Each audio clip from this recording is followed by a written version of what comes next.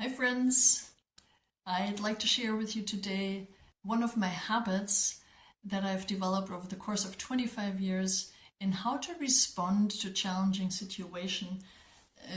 If I make a mistake myself or something comes at me that's really challenging, and I've really appreciated that habit.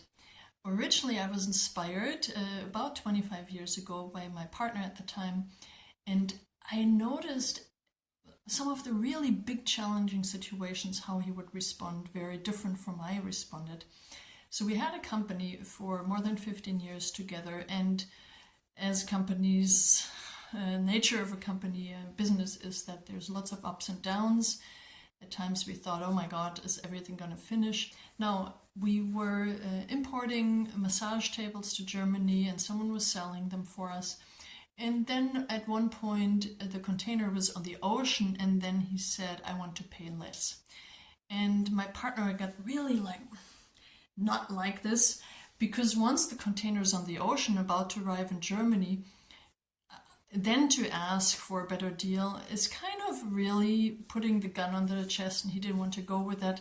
That was the beginning of us having our own warehouse, because he activated everything so we could really quick find a warehouse. And I was real impressed by that. And so I'm just going to give you 3 examples of what just happened these days in my life.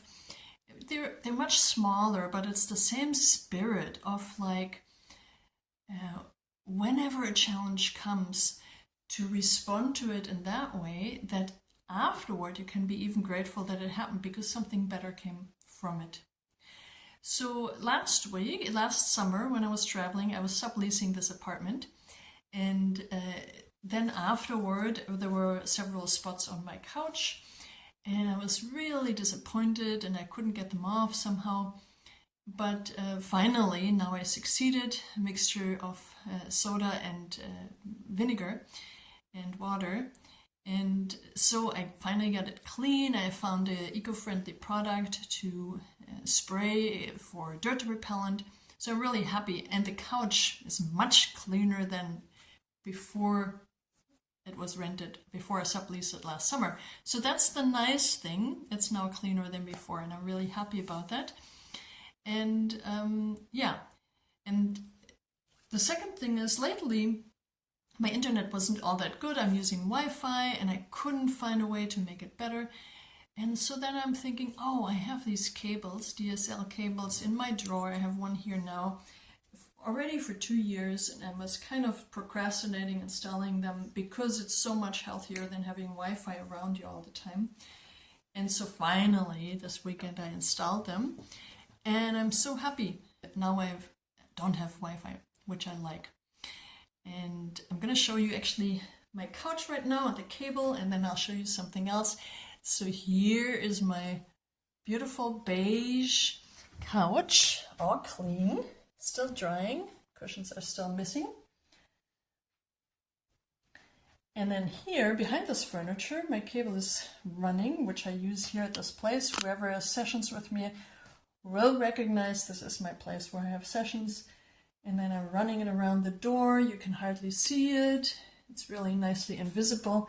All the way to my modem, and you're going to get to know my apartment here now. Here's my modem. And then I'm running a second set of cable. I haven't fixed them all the way yet. It still looks a little nasty. That goes to my office room. I have to make them nice and white. Anyway, and here's, by the way, a painting that I made in the pandemic, which I really like. And here's another one. This one. Yes. And finally, the little thing I did today is I did the laundry, spilled some of the soap, and then I could just simply get a little frustrated and wipe it away. But then, oh, let me use the soap, and now I clean the sink, and I clean this and that. And now I have a nice clean sink. Wasn't planning to do that. And here's the invitation. Whenever you make a mistake, something comes in your way, let's make it something even better. All right.